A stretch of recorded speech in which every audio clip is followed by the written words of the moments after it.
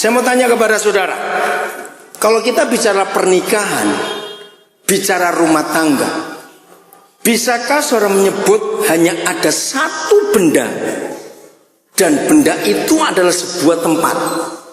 Kalau bicara pernikahan, bicara keluarga, pasti kita harus nyebut benda itu atau tempat itu. Itu apa? Cepat, rumah, bukan? Hampir betul. Tempat tidur. Oke, tempat tidur. Nah, tolong orang tua, Yesus Tuhan berfirman begini, belajarlah dari burung, belajarlah kepada burung. Nah, anak laki-laki dengar kamu ya, yang pengen kawin, Yesus mengajarkan, burung itu tidak akan kawin, apalagi bertelur betinanya, sebelum buat sarang dulu. Catat itu. Jadi kalau ada anak laki beli genteng satu aja belum bisa minta kawin, saya kampleng itu saudara. Nah, para pendeta tolong, saya tidak akan menikahkan orang sebelum saya tahu yang laki sudah punya tempat. Ingat itu baik-baik. Belajar dari burung. Walaupun kontrak tidak apa-apa. Karena Kejadian 2 ayat 24 menuliskan, seorang laki-laki akan meninggalkan ayah dan ibunya, lalu bersatu dengan istrinya, sehingga mereka bukan lagi dua tapi satu. Jadi jangan menikah lalu pindah rumah di taman mertua indah. Awas itu. Harus tinggal sendiri. Oke? Nah, rumah itu penting walaupun tidak rumah sendiri. Nah, tempat tidur sudah. Oke, saya akan bahas dari dua sudut. Pertama jelas firman, karena semua harus mengacu pada firman. Tapi untuk ini saya nggak mau ngomong firman dulu. Secara hidup sehari-hari, dengar baik-baik. Yang belum menikah ini pasang kuping baik-baik. Ternyata tempat tidur kita suami istri itu betul-betul bisa jadi surga di dunia atau neraka di dunia. Ingat, saya beri contoh yang jelek dulu. Siapa pernah merasakan waktu kita masih anak-anak dulu?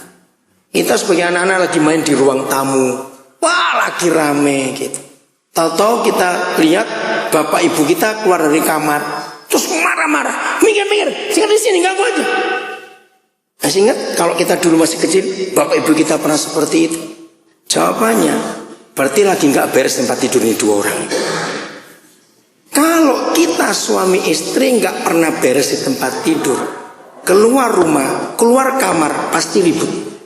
Nah, disinilah banyak suami dan istri yang kerja, entah posisinya serendah apa, setinggi apa, tidak pernah mencapai yang tertinggi. Karena tiap kali kita ke kantor, kita bekerja, tapi nggak beres di tempat tidur, bawaannya hati itu berdedek. Betul tidak? Hati ini nggak enak. Nah, dengar, disinilah sumber perselingkuhan 100%. Karena kalau istri dan suami nggak bisa saling memuaskan di tempat tidur, wajar, namanya manusia, kita cari di luar. Nah, maka itu kita akan lihat Alkitab sekarang. Alkitab kita ini firman yang jujur, katakan amin. Bapak kita ini kalau menyatakan firman itu terbuka apa ada. Oke, kita buka Ibrani 13 ayat 4. Cepat, Ibrani 13 ayat yang keempat. Dahsyat sekali firman ini, saudara. Nah, di dunia ini, tolong jawab pertanyaan saya. Adakah negara, mau negara Islam, negara komunis, negara demokrasi, negara Kristen, negara Buddha, negara Hindu, ada negara-negara seperti itu? Ada tidak yang pemerintahnya membuat sensus tempat tidur? Coba jawab. Nganggur itu pemerintah. Kok tempat tidur di sensus? Sensus ternak ada, sensus ekonomi ada, sensus penduduk ada, sensus rumah tangga sejahtera dan prasejahtera ada, tapi sensus tempat tidur tidak ada. Ternyata Ibrani 13 ayat 4, hanya pemerintahan kerajaan surga yang mensensus tempat tidur kita suami istri. Katakan amin. Apa yang dia pesan di situ? Apa yang dia pesan? Cepat baca. Pesannya apa? Apa yang dikuduskan jangan dicemari? Tempat tidur. Hendaklah kamu semua penuh hormat terhadap perkawinan, dan janganlah suami istri menajiskan, mengotorkan tempat tidurnya, sebab orang-orang sundal dan pejina akan dihukum. Wih, ngeri sekali. Ingat ibu bapak, saudara-saudara, kotornya tempat tidur kita bukan karena kita sibuk sampai spray 3 bulan gak dicuci, bukan.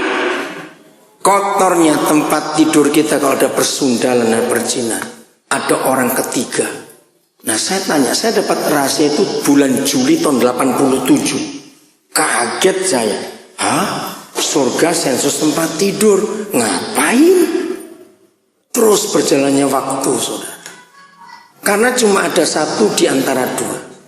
Ingat, siapa masih ingat perjanjian lama? Setiap kali Yahweh hadir di suatu tempat, masih ingat? Dia pesan apa kepada saudara kita di situ? Ayo, perjanjian lama. Tiap kali Yahweh hadir di satu tempat, dia pesan apa? Kepada Yosua pernah, kepada Musa pernah, kepada Abraham dia pernah. Nah, kuduskan, tempat ini kudus. Berarti dia hadir. Oke, sekarang kita pakai ayat 4 Ibrani 13. Kalau Papa di surga pesan kepada semua suami istri di dunia ini untuk menguduskan tempat tidurnya, berarti Tuhan ngapain di situ? Tuhan hadir. Maka itu kalau tadi kita belajar Matius 19, di mana satu-satunya tempat Tuhan hadir? Aku ada di tengah-tengah mereka, itu di mana tadi? Keluarga. Jadi rumah tangga kita itu tempat kehadiran Tuhan. Nah kalau kita kejar ke Ibrani 13 ayat 4, tahta Raja Surga itu tempat tidur kita. Katakan amin. Dengar baik-baik. Bukti secara fakta, secara logika. Suami istri yang lagi bermasalah, rasa enak gak tidur satu tempat tidur? Maka itu kalau suami istri bilang ini, kamu sendiri aja, aku panas, kamu pindah ke sana. Awas itu. Mengapa kalau kita nggak beres berdua, tempat tidur dimusuhi? Kalau rumah kita cuma tipe 36, yang tinggal 11 orang, jadi mau tidur di mana? Masa di kebun? Ya terpaksa ya satu kamar. Tapi, ayo, siapa pernah ngalamin? Karena malas diajak ngomong. Padahal belum tidur, tapi sudah pura-pura gitu. Pernah ngalami gitu? Kalau kita sudah jengkel dengan pasangan kita. Nah, saudara, ternyata setan ingin menggulingkan takhta surga di tempat tidur kita dengan gak beresnya hubungan kita berdua. Maka itu ingat, tempat tidur kita itu bisa jadi surga dan jadi neraka. Betul tidak? Maka itu lewat kejadian Ibrani 13 ayat 4, saya punya ukuran. Nilai pernikahan kita bukan kita kaya atau miskin.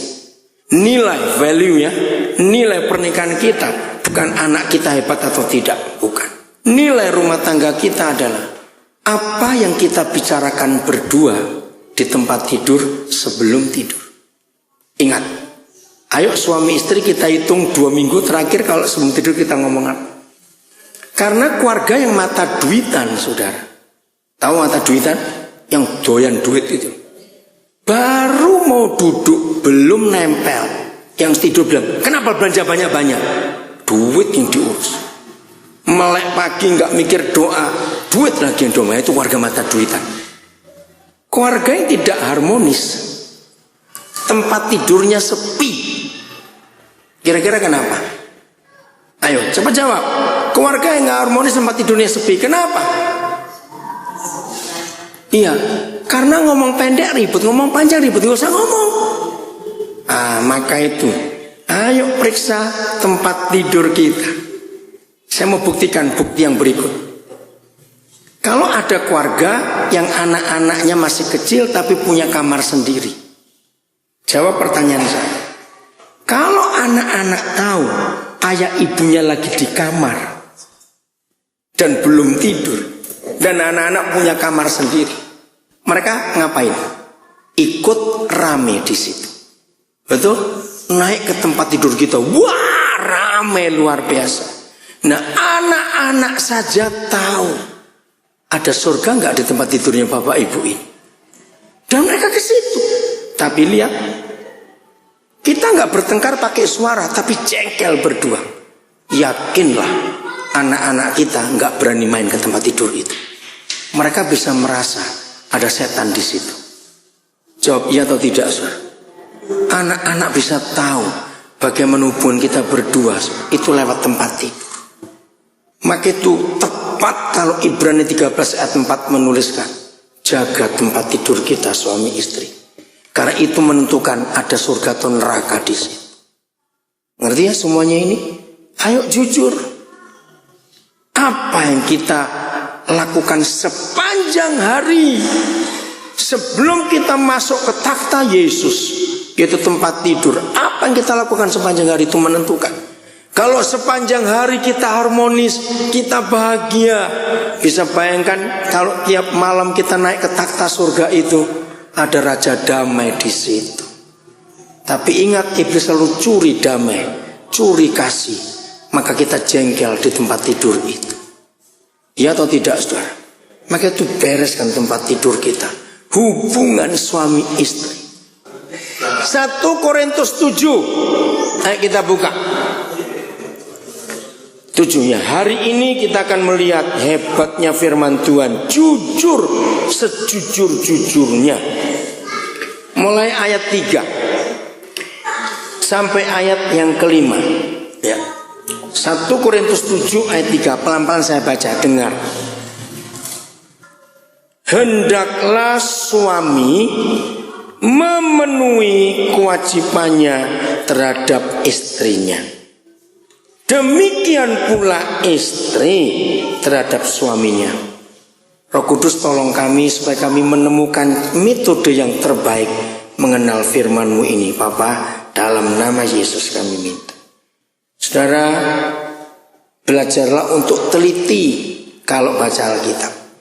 Saya berharap 3 sesi yang berturut-turut ini, bagi ibu bapak saudara yang baru tahu saya menyampaikan firman, temukan. Saya kalau ini saya minta saudara baca harus lengkap, teliti. Jadi jangan baca sepotong-sepotong, jangan baca 4 pasal selesai aku hari ini. Bukan begitu. Nikmati, teliti kata per kata. Kenapa saya pakai metode itu? Karena Tuhan Yesus berkata, 1 titik dari Taurat ini bisa berlalu tidak? Bisa berlalu tidak? Tidak. Nah kalau titik aja ada artinya, apalagi kata, apalagi kalimat. Nah perhatikan, ayat 3, siapa dulu yang diminta? Suami dulu. Tapi ayat 4, siapa dulu yang diminta? Nah ini rahasia hebat, saya mau buka hari ini. Hendaklah suami memenuhi kewajibannya terhadap istrinya, demikian pula istri terhadap suaminya. Saya tanya, ini kewajiban ekonomi atau kewajiban tempat tidur? Ayo Pak, jawab, gak usah ragu-ragu. Ayat ini bicara kewajiban memberi nafkah ekonomi atau memberi nafkah tentang seks tempat tidur? Cepat jawab. Tempat tidur, bukan ekonomi. Hebat sekali. Maka itu saya titip kepada semua saudara yang melayani masalah keluarga, apalagi ada perselingkuhan, langsung tembak masalah tempat tidur. 99% perselingkuhan rumah tangga karena tempat tidurnya nggak beres dan dia cari lain. Itu wajar. Kalau nggak suka ini sudah cari lain dong. Itu kan manusia, bukan? Nah, maka itu dalam pernikahan masalah tempat tidur suami yang bertanggung jawab. Nanti saya hubungkan dengan masalah psikologis, fakta kesehatan. Tapi ayat 4 saya baca dulu sebelum saya uraikan. Istri tidak berkuasa atas tubuhnya sendiri, tetapi suaminya. Demikian pula suami tidak berkuasa atas tubuhnya sendiri, tetapi istrinya. Maaf, ada rekan-rekan hamba Tuhan, jangan marah dulu, kepada saya akan buka ayat-ayat ini secara gamblang, tidak pakai ilustrasi, nggak pakai bahasa-bahasa yang halus, tidak, supaya kita ngerti. Saya tidak setuju kalau ada pendeta berkata jangan bicara seks di mimbar yang kudus. Salah. Karena Yesus Tuhan kita bicara terbuka tentang seks di Alkitab. Harus ngomong. Menyelesaikan masalah suami istri tanpa menyinggung masalah tempat tidur, omong kosong akan selesai. Jawab iya atau tidak? Ini yang seringkali dikatakan tabu. Tidak, setan yang mengatakan tabu. Tapi diam-diam kita ngomong sendiri sama yang lain, kan munafik. Harusnya di gereja pun dibahas masalah seks, karena Alkitab membahasnya dengan jelas. Lihat. Jadi setelah kita menikah, tubuh istri itu milik suami. Ditulisnya istri dulu masalahnya. Dan tubuh suami milik istri. Artinya, lah ini kurang ajarnya setan. Dengar baik-baik anak-anak muda ya. Naluri seks antara orang pacaran dengan yang sudah menikah itu dibolak-balik oleh bajingan satu namanya setan itu, saudara. Kenapa? Waktu kita sudah menikah, ternyata kita suami istri itu nggak pernah bareng merasakan itu. Selalu gantian. Misalnya, kalau yang kali ini istri siap, suami lagi loyo. Nanti lain kali suami siap, istrinya lagi lemes. Nah selalu begitu. Tapi waktu pacaran siapnya bareng terus, kan kurang ajar itu. Maka itu sampaikan ini pada anak-anak kita, saudara. Itu perbuatan setan. Jadi begini suami istri, kalau suami siap, istri tidak siap, ini hukum yang pertama, ayat 4. Tubuh istri milik suami. Artinya kalau suami minta dilayani, istri tidak boleh menolak. Begitu pula kalau istri minta dilayani tapi suami tidak siap, suami nggak boleh nolak. Karena hukum ini. Hebat Alkitab. Nah saya baca dulu ayat 5 supaya kita tahu tujuan. Yesus Tuhan berfirman ini, ayat 5. Ini loh, ada bajingan satu itu masalahnya. Janganlah kamu saling apa? Menjauhi. Ini masalah tempat tidur. Kecuali dengan, nah, artinya begini. Kalau suami siap, istri tidak, maaf ya, istri gak boleh berkata, jangan banyak ngomong, pokoknya enggak, awas ngomong begitu. Harus menjelaskan nggak siapnya itu karena apa, sampai berdua itu mencapai persetujuan bersama. Ngerti sekarang saudara? Ini kata penting. Terus untuk sementara waktu, nggak boleh lama-lama, supaya kamu mendapat kesempatan untuk berdoa. Sesudah itu hendaklah bagaimana, baca Alkitab saudara? Kamu kembali hidup bersama-sama. Nah supaya siapa? Bajingan satu itu jangan menggodai kamu, karena kamu tidak tahan bertara. Di dalam fakta medis, dengar ya, fakta medis itu fakta psikologis kejiwaan. Suami itu selalu lebih cepat terangsang dan lebih cepat selesai. Istri itu lambat. Nah ini masalah besar saudara. Di dalam masalah ini banyak istri yang tidak pernah puas oleh suami.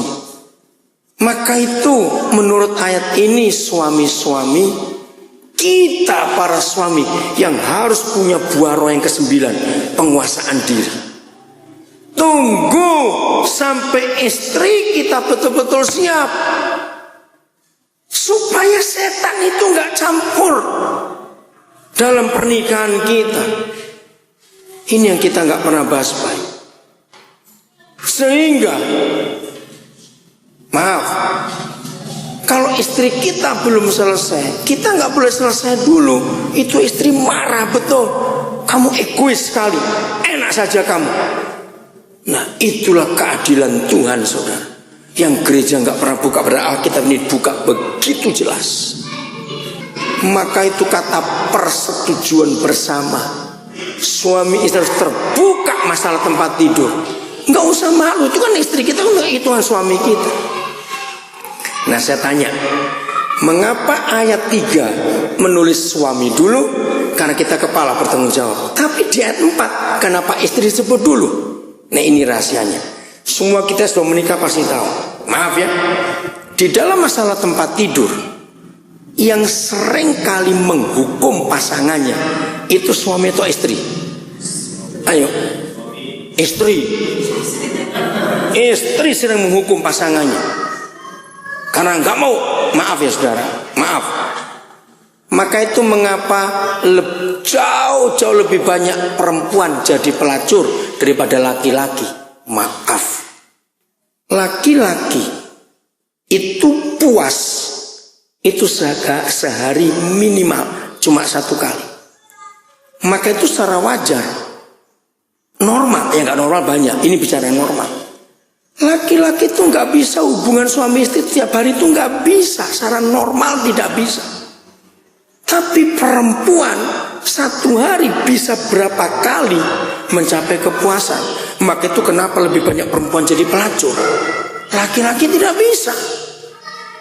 Nah, di sini saudara muncul ternyata istri itu jauh lebih tahan tidak melakukan hubungan daripada suami. Ngerti nggak maksudnya?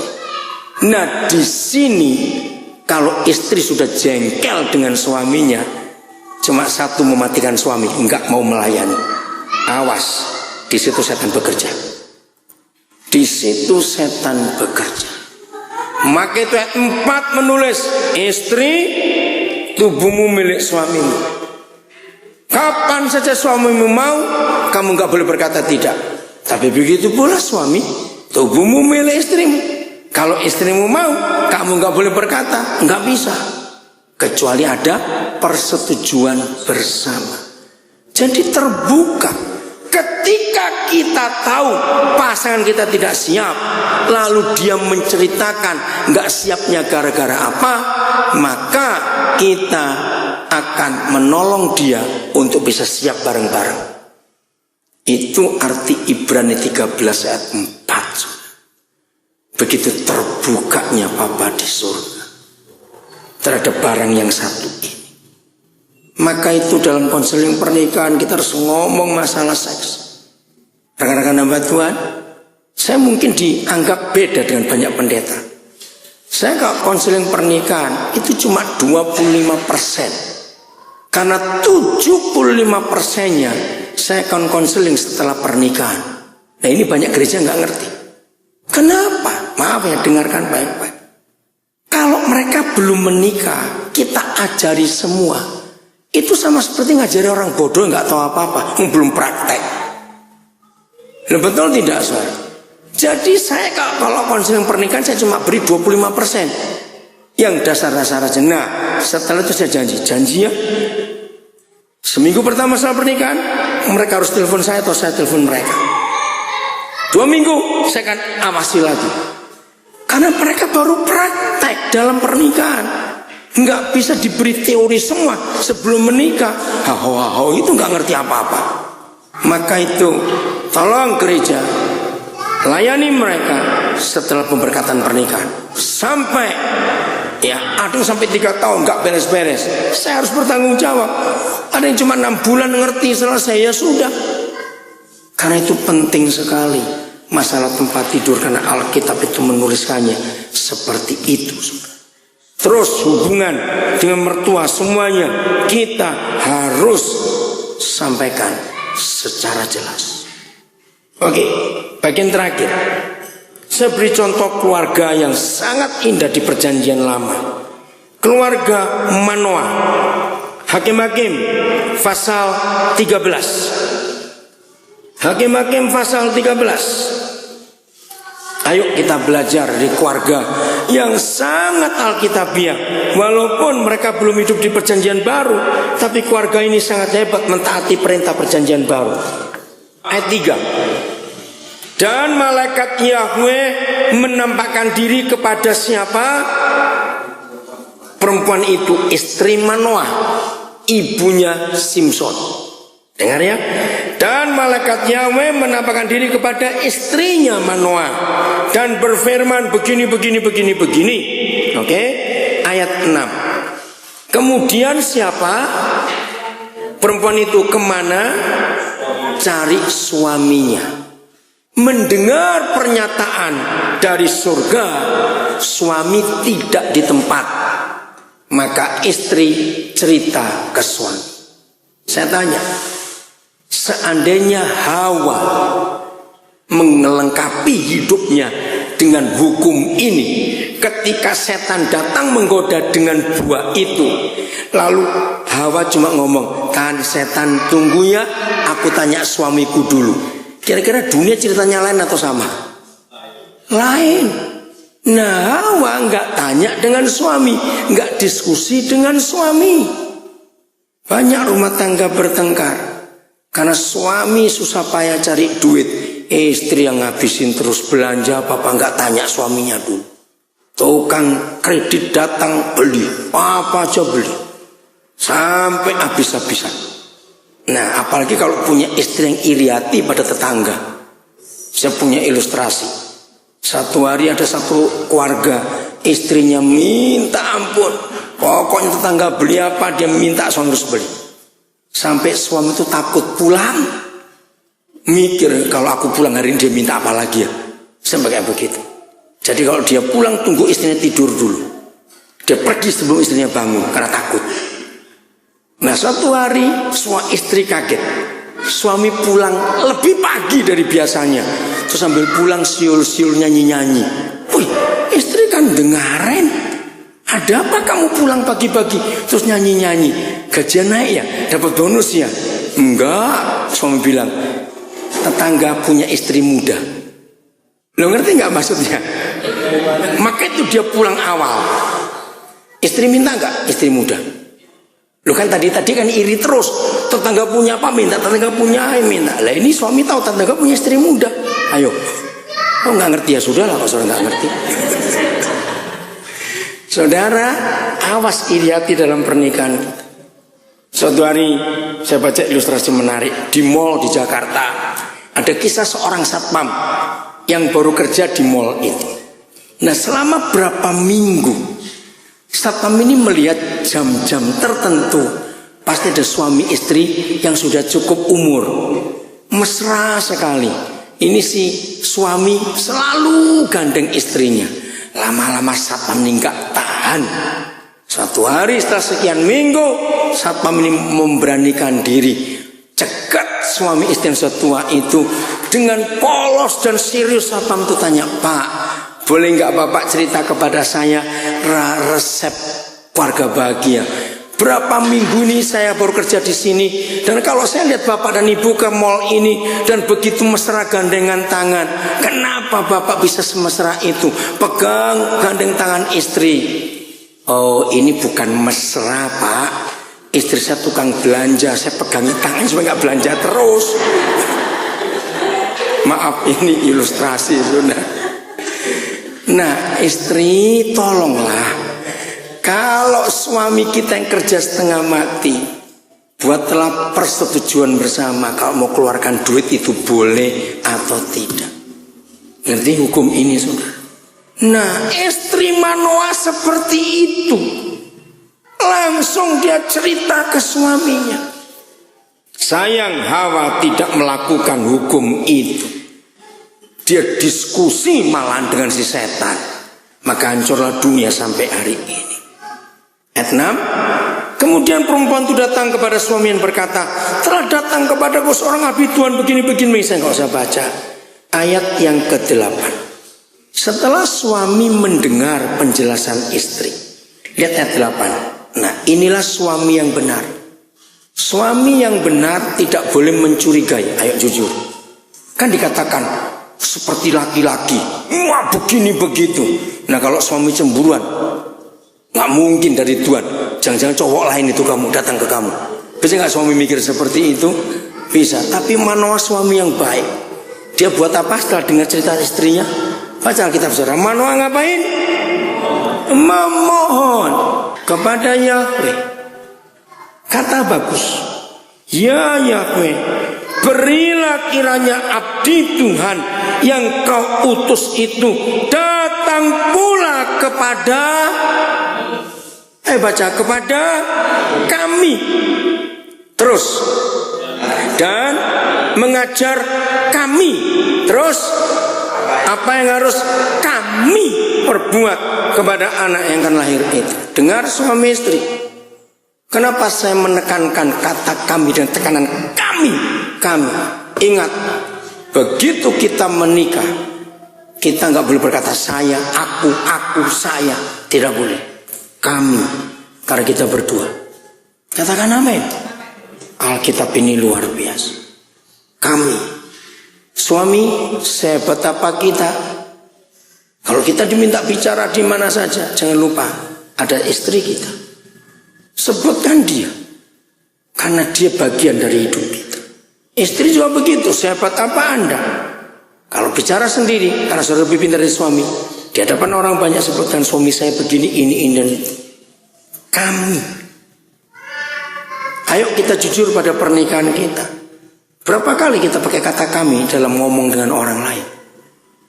Kalau kita masih sering saya, aku, berarti kita nggak pernah melibatkan pasangan kita. Terus, jadi siapa yang berdoa di ayat 8 tadi? Suami yang berdoa. Lihat ayat 9. Maka Tuhan mendengarkan permohonan Manoah. Jelas doa suami dijawab atau tidak? Jawab. Tapi aneh saudara, kepada siapa jawaban diberi? Sehingga malaikat Tuhan datang pula kepada istri. Ketika istri duduk di padang dan ketika suaminya tidak ada bersama-sama dengan dia. Ayat 10. Bagaimana si istri? Ayo baca. Istri bagaimana? Cari suaminya, segera berlari. Cari suaminya.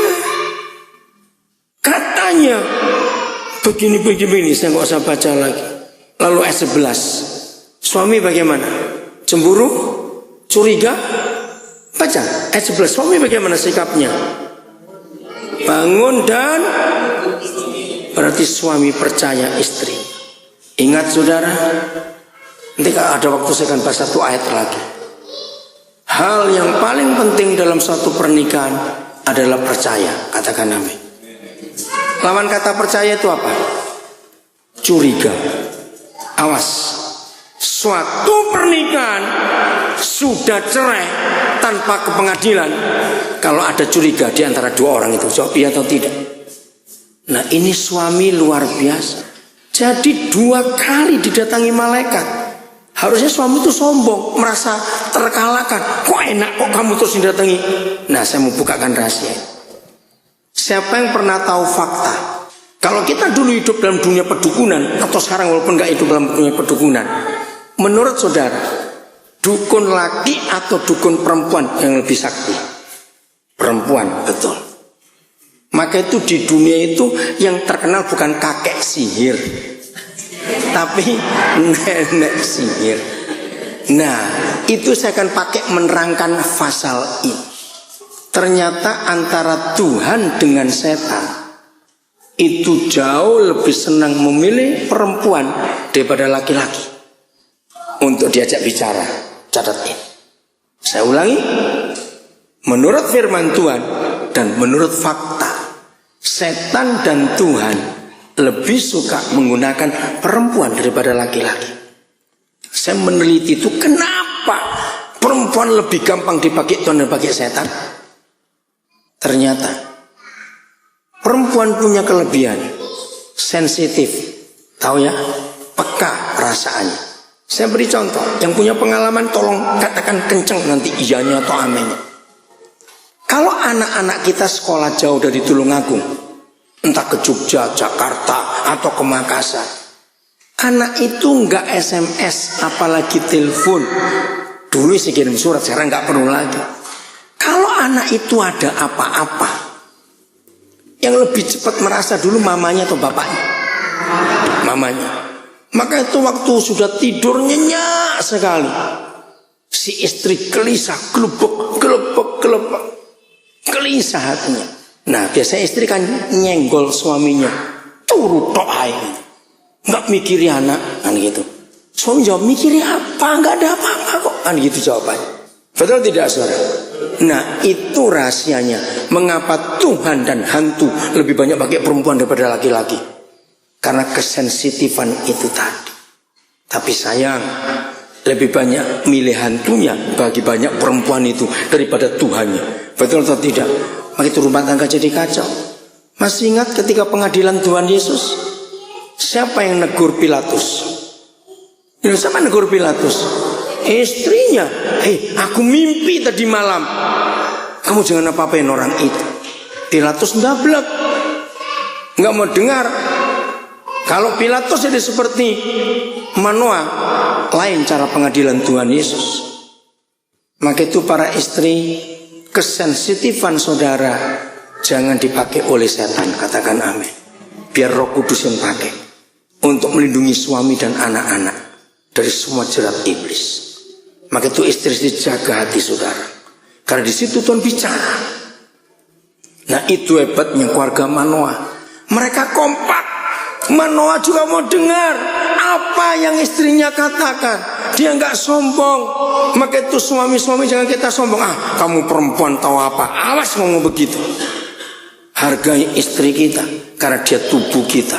Sepinter-pinternya kepala tanpa tubuh. Ada dosen masuk ke ruang kelas pakai kepala saja, tubuhnya tinggal di rumah. Berarti nggak ilustrasi itu nggak bisa.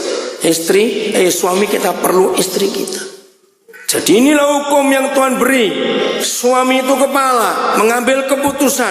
Istri boleh usul, tapi tidak memutuskan. Ingat itu. Istrinya boleh usul lagi sekali, tapi bukan memutuskan. Contoh, kalau tadi pagi saudara bangun, ingin sarapan pecel, perutnya pengen pecel, tapi kepala berkata, jangan pecel, bosan saya 3 hari, soto saja. Terus tubuh ngambek, mangano dewe gitu. Tubuh bagaimana? Kalau dia pengen pecel tapi kepala pengen soto, cepat jawab, tubuhnya bagaimana? Ikut makan. Enggak perlu terus ngunci perutnya. Enggak bisa seperti itu. Itulah suami istri saudara. Kepala dengan tubuh kerjasama dengan baik. Siapa pernah tahu bahasa sekarang penyakit buyutan? Apa itu bahasa modernnya? Parkinson. Maka itu nggak ada bahasa Indonesianya. Maka itu nggak rugi bahasa Jawa. Lu betul kan buyutan itu Parkinson. Nah, banyak keluarga buyutan atau Parkinson karena tubuh nggak tunduk pada saraf kepala, maunya sendiri terus goyang sendiri. Nah itu keluarga Parkinson namanya. Karena istri tidak tunduk kepada suami. Ingat itu baik-baik. Jadi kalau ada istri nggak tunduk pada suami, keluarga buyutan itu aja sudah. Jadi firman Tuhan, jangan lama-lama ya Pak Dili. Jadi firman Tuhan itu luar biasa untuk kita kenal. Ayat terakhir 1 Korintus 13 ayat 7. Nah ini cara kita nolong banyak pernikahan. Saudara saya tanya, kata keluarga dalam bahasa Indonesia ada kata lainnya apa? Family bahasa Inggris. Ayo kata lain keluarga dalam bahasa Indonesia. Rumah tangga. Saya belum ketemu rahasia siapa menemukan pertama kata rumah tangga. Sebab saya otak-atik rumah dan tangga, tangga dan rumah. Mana keluarganya gak ketemu-ketemu ini saudara. Tapi saya percaya rumah tangga itu keluarga. Kalau bicara keluarga berarti bicara rumah. Ingat tadi itu. Nah ini masalahnya. Sesederhana-sederhananya sebuah rumah, perlu tiang atau tidak? Perlu. Minimal berapa tiang?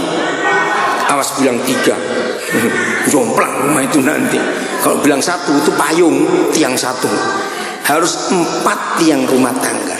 Nah ternyata ada satu ayat di dalam konteks kasih yang 4 hal disebutkan dalam satu ayat itu. Itulah 1 Korintus 13 ayat 7. Sehingga ini yang saya jadikan patokan untuk menolong banyak pernikahan yang bermasalah. Karena begini, sebuah rumah yang miring, sebuah rumah yang lagi doyong, ya, rumah yang nggak betul, maka yang dicari bukan fondasi. Fondasi pasti beres, pasti tiangnya, bukan? Ada tiang yang nggak kuat. Ini tiang yang mana? Nah, inilah 4 tiang pernikahan kita, rumah tangga kita. 1, kasih menutupi apa? Segala sesuatu. Ini tiang pertama. 2, kasih bagaimana? Percaya berapa hal? Segala sesuatu.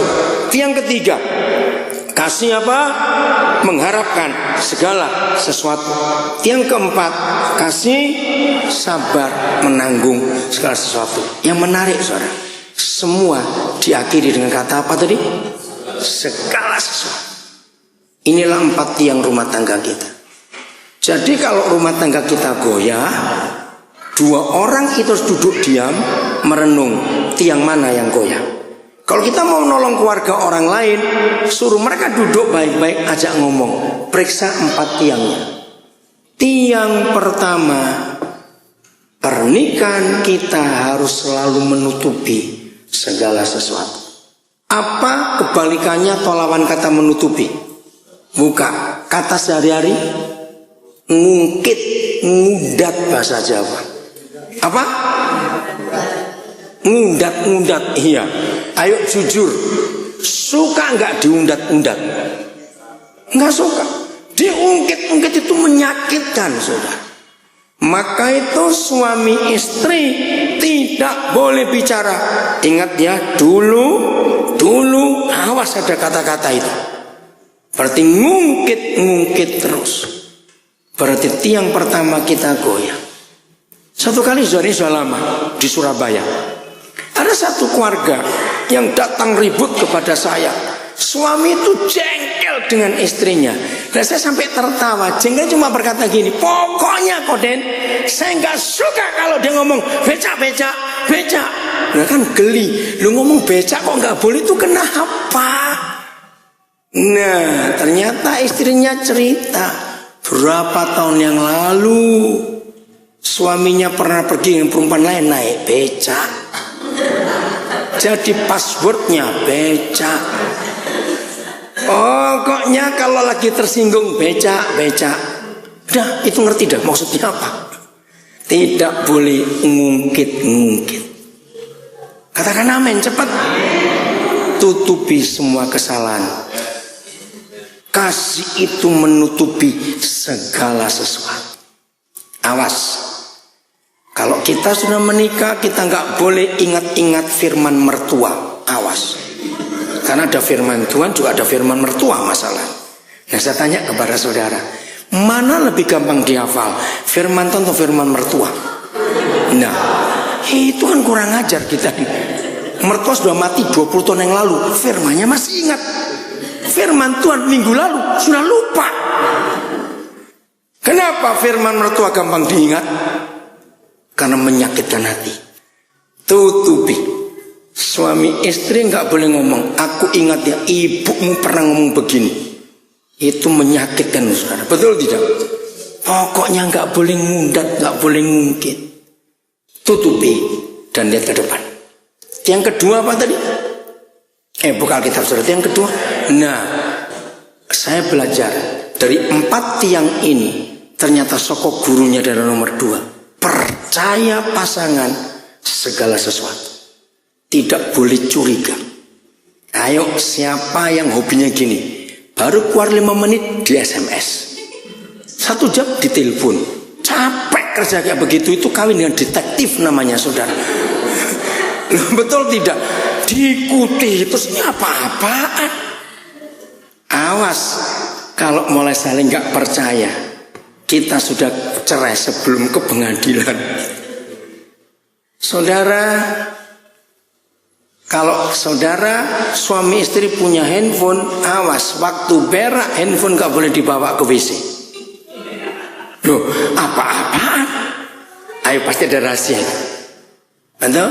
Suami istri kalau terima telepon tidak boleh delik-delik. Awas. Serius saya mengajarkan ini. Untuk apa kita takut telepon dengan orang lain di hadapan pasangan kita? Berarti ada yang gak beres itu. Suami istri kalau punya ATM, PIN-nya harus saling tahu. Awas, tiap 2 jam ganti PIN, nganggur itu orang. Awas, saudara, lu serius. Pokoknya percaya segala sesuatu. Kalau handphone saudara punya PIN, istri dan suami harus saling tahu berapa PIN-nya. Katakan amin. Pokoknya ingat, yang kedua ini dahsyat, saudara. Percaya pasangan tanpa curiga. Awas kalau suami istri lebih percaya SMS dan omongan firman tetangga daripada percaya pasangannya sendiri. Itu rumah tangga kacau betul. Betul tidak, saudara? Rusak rumah tangga. Awas SMS dipercaya, goblok itu namanya, saudara. Pernah dengar ada keluarga ribut gara-gara terima SMS? Nah, itu gobloknya sendiri. SMS itu gratis. Bisa ngomong apa saja toh. Nah, ngapain diurus SMS? Percayai pasangan kita lebih daripada SMS atau kata orang. Maka itu tiang kedua ini hebat. Tiang ketiga apa tadi? Mengharapkan. Apa lawan kata mengharapkan? Nuntut. Nah itu dia. Suami istri nggak boleh ngomong gini. Pokoknya aku kasih waktu 3 hari, nggak berubah, awas. Wih, kejem betul. Suami istri hanya mengharapkan.